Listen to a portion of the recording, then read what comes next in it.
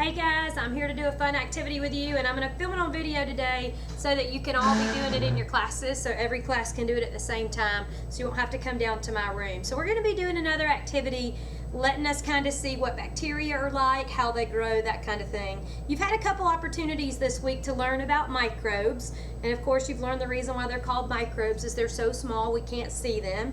We've looked at beneficial microbes, we've looked at harmful microbes, and we even looked at trying to grow our own microbes when we did our yogurt lab. We gave them something that they liked to eat. So what we're going to be doing today in our activity, we're still going to try to be growing some different types of bacteria. We're just going to see where they're at in our environment. So believe it or not, they're all over the place here in the school, and we're going to see if we can find where there might be bacteria in the school. So what I want you to do, first of all, you're going to split up into groups of 4 or 5. Teachers, we need probably 6 groups for your class. So if you can kind of split your groups up into your class into 6 groups. And then once you guys get into your groups, here's what you're going to do. You're going to take about 5 minutes, however long your teacher wants to give you, and teachers, you can just set a timer for that. And your group is going to talk about where in the school do you think we might be most likely to find bacteria. Be very specific. Don't say something like, in the cafeteria. Where is it in the cafeteria? Is it on the bottom of the table? Is it on the stools where people sit? Is it on the tray where you send your trays down the line every day? Is it on the milk carton, the cooler where you touch your milk cartons? Where specifically do you think you might find bacteria? Let's take just a couple of minutes to brainstorm with your partner, or with your group actually, and decide what are some places that you think you might like to test to see if there are bacteria in those areas. And teachers, if you just want to pause the video right here, give them about 5 minutes to do that. And when you have a pretty good list, come back together.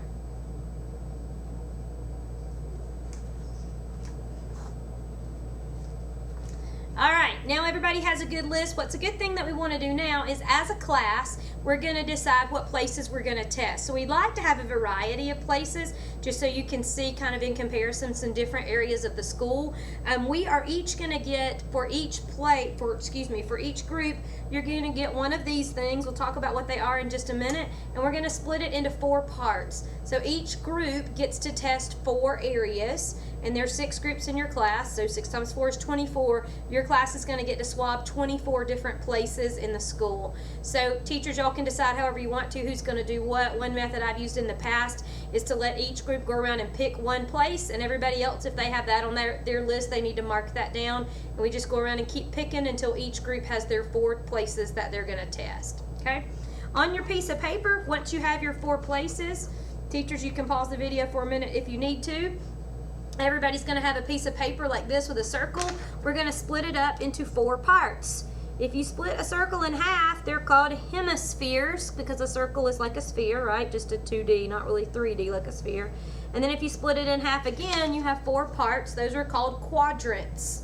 Quad is prefix that means 4, right? So I've got 4 quadrants on my piece of paper. So once your group has confirmed that that's one of the areas you're going to test, you're going to write in each quadrant what are one of your 4 places that you're going to test. So let's say, for instance, that I decided I was going to test the light switch in Miss Rogers' room. I'm going to be very specific about which light switch I'm going to test. And then maybe I'm going to test the copy machine on the green hall. I'm thinking about places that I touch a lot.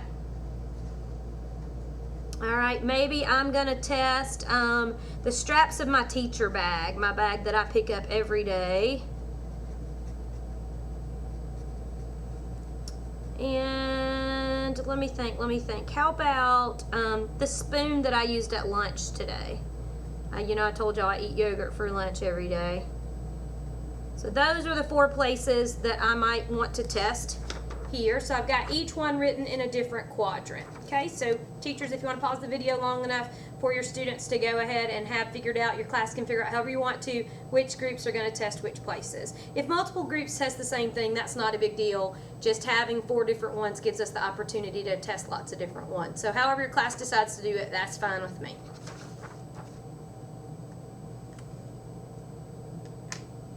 All right, now everybody is back with us, and what we're going to be using to test to see if there are bacteria is one of these. And let's see if I can zoom in a little bit. So you can kind of see what it's like. You'll get to see one up close in person here in just a minute. This is just a Petri dish. A Petri dish is just a plastic tray. Y'all have used them for lots of other things. A lot of you probably used them the other day when you brought in your water samples just to put it on. It's just something clear. Remember we talked about with microscopes, you want something you can look through, that light can pass through. So these are clear, and inside our Petri dish are something that bacteria like to eat. You know, we talked about when we did the yogurt lab that lactobacillus like to eat lactose, so we fed them lactose. Different bacteria like to eat different things, and so around the school, depending upon what bacteria we find, the ones that like to eat this substance will start to grow, so that can kind of help us see what we find. This substance is called agar. It's spelled A-G-A-R, and agar comes from seaweed. It's really just like ground up plants that have been kind of dried and dissolved. It's been mixed in with something that's a gelatin-like substance, and so what's in this dish kind of feels like Jell-O. People ask me all the time if you can touch it, but I'd rather you not touch it, because remember, we're trying to keep it sterile. We want to try to not breathe on it. We want to keep the lid on it when we're not using it. We're trying to keep it as sterile of an environment as possible until we put our bacteria samples or our swabs on there, because we want to know that what we're testing actually came from our test area and not, you know, the saliva that dripped from my mouth when I was talking and didn't realize it or something like that. So keep your lid on, and don't touch this, because you might have bacteria on your fingers, so we don't want to contaminate our sample field. When we do this particular experiment, we have to be really, really careful about keeping things sterilized and keeping a good sterile environment. All right, so I've got a big fake one right here. I didn't want to mess up a test one so your class could have plenty to do. All right, so here's what you're going to do. Keep your sample closed.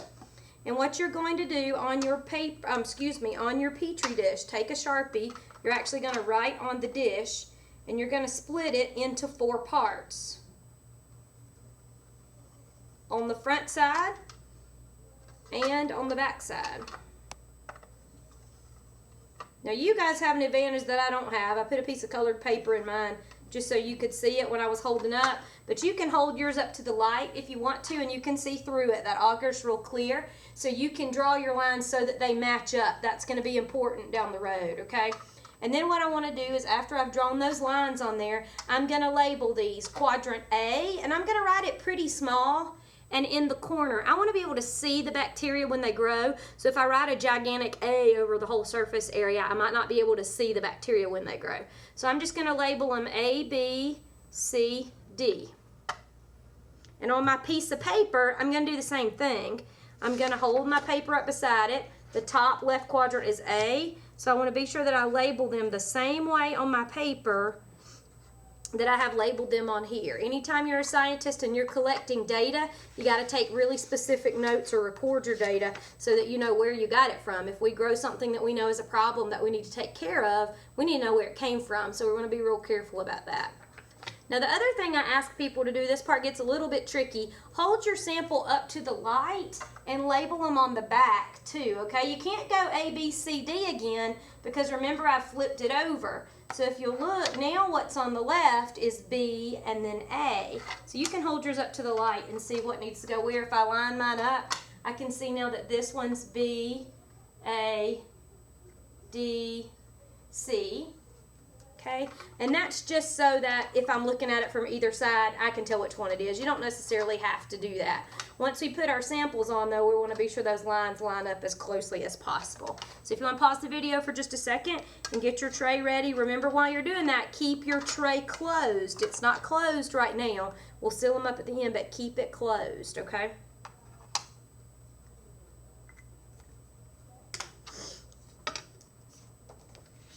All right, now that you've got your trays ready, you're ready to go out and start collecting your swabbed area. So what we're going to use, these are just giant Q-tips like they have at the doctor's office. I want you to notice I didn't open them yet. I wanted you to see that they're in a package and they're sealed up. They're a little bit different than the Q-tips that you buy at the store, although you could use them to do this experiment if you wanted to. These are called sterile swabs, and the reason why they're sterile is that they've been manufactured in a in a germ-free environment, and they've been sealed up immediately after, so we know that they're sterile. These are important for doctors doctor's offices and things like that to use. You'll notice when you go to the doctor's office, typically the ones that they use, each Q-tip or each swab is what they're called, is in its own individual packaging, so that way the doctor knows it hasn't been touched by anybody else. These Q-tips don't have a cotton part on the end, and I actually opened the wrong end of the bag, so I'm going to tear them open on this end. I'll tell you why in just a second. You'll see when I go to pull it out, these swabs don't have cotton on both ends. They only have it on one end, so that way you can remember which end you swabbed. And I didn't want to grab it by the cotton end because I didn't want to contaminate it. I wanted to be sure I grabbed it by this end. All right, so when I'm ready to go out and take a sample, all I'm going to do is go to the area that I'm about to sample, and I'm just going to rub this Q-tip all over that area. And I want to try to rub around, like twist it a little bit so that I rub around on all sides of the Q-tip. Because when I bring that sample back to my tray, I've got to remember where I got it from. So let's pretend, for instance, well, my light switch is right over here, but I want you to be able to see what I'm doing. I'll pretend like I'm doing this Sharpie, this part that I touch on the Sharpie. So I'm going to take my swab, and I'm just going to rub it all the way around on the sides of the Sharpie. I'm basically just trying to collect any microscopic bacteria or microbes that might be here on my Sharpie. Okay, now you guys are going out all over the school to sample this, so be careful when you're walking back that you're keeping this in a sterile environment. So when you're walking down the hall with it, don't accidentally bump somebody with it or rub it against the wall or something like that. Be very careful when you're walking back. When you get back to the room, here's what you're going to do. Very carefully look at your data sheet. Make sure you know which quadrant your sample is supposed to go in. So we're going to pretend like this one came from the light switch in my room. So when I go into my class, now the lid's going to be off. That's why we wanted to label our quadrants on both sides of our Petri dish. If my paper said, and my light switch says A, when I've picked this up now, A is right here on my tray. So I'm going to take my swab and just rub this very lightly, not in a big area, just a small contained area in the middle of my quadrant. I'm just going to rub it. I'm transferring what might have been in whatever environment I tested onto this agar, okay? Like I said, it's like Jell-O. Rub very lightly. Don't puncture the Jell-O. Just rub it on. You'll just see a little spot, like a little streak, where you rubbed your swab on there. And then that's it. The other people in your group are going to do the same thing. So whoever swabbed location B is going to come put it on. Whoever swabbed C is going to do the same. And D is going to do the same. Now in a real lab setting, you would certainly not test multiple areas on the same tray. You would just do one per tray so that you could not, because obviously there's not a wall between these quadrants and our samples would get contaminated. Obviously, these four are going to eventually grow together. We'll see what happens when we see what likes the agar when they eat it.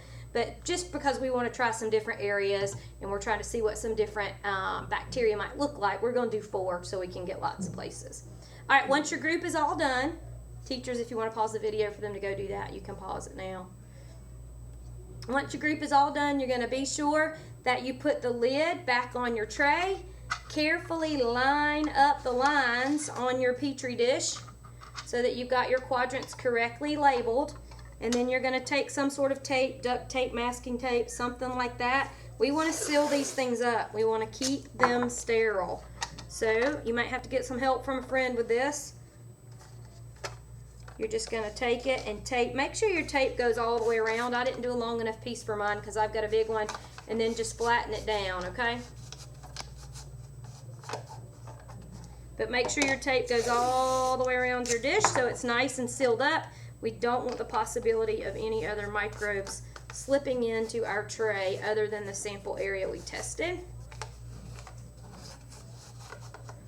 All right, and then your group needs to have a name, and the easiest way to name them, because we don't really want a long silly name for this, like, you know, the eagle fire-breathing dragon monkeys or whatever. Let's just call your groups by however many there in your class. So let's say that my class had 6 groups. I might say, okay, you guys are Rogers 1, you're Rogers 2, Rogers 3, that kind of thing.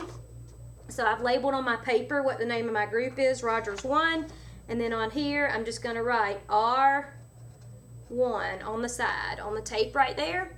So then that way, once we have them laying out, it's easy for us to identify which ones go with which. Once your trays are all sealed up, your class is going to come down to my room.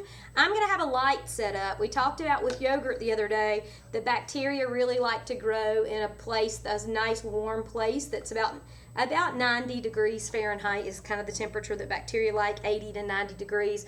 Our room at schools typically stays around 70 degrees. It'll be a little warmer on the weekend, which is actually kind of good because the air conditioner won't be on while we're gone for the weekend. But we'll put them under a light that'll produce a little bit of heat, so it'll keep them at a nice temperature that the bacteria really like. And we'll see what happens. We'll look at them again on Monday. Sorry, my computer keeps going to sleep.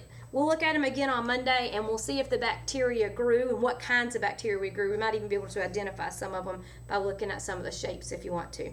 All right, so once your class is done, you're going to need to bring me your tray and your paper so that we'll have them, because all three of you guys' classes are doing this. So that way that'll give us 24 from each class. We can have swabs from, y'all can do the math real quick, that'd be 72, I think, 72 different areas in the school, and then we can all look at each other's and see what we grew. All right, sounds good, sounds fun. I hope you like it. I hope we find some interesting data that can help us know a little bit more about bacteria in our school, and then we can talk about, okay, now that we know that it's there, what do we do to get rid of it?